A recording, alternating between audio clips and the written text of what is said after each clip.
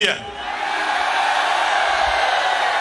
जरा आप सुने, मरियम से किसी ने पूछा कि जनाब आपके अरबों रुपए के बाहर महलात हैं।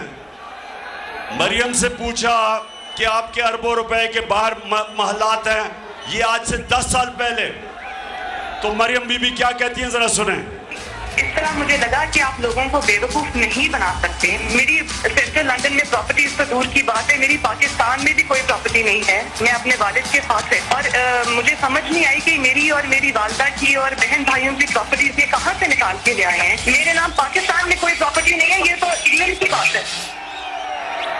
बेचारी के पास पाकिस्तान में प्रॉपर्टी नहीं है। ये बेचारी वो एहसास प्रोग्राम में इसने अपनी दरख्वास्त दी हुई है कि मुझे कोई घर दे दें सूद के बगैर, मैं बड़े बुरे हालात है मेरे। अच्छा, आप नौजवानों एक चीज और याद रखना,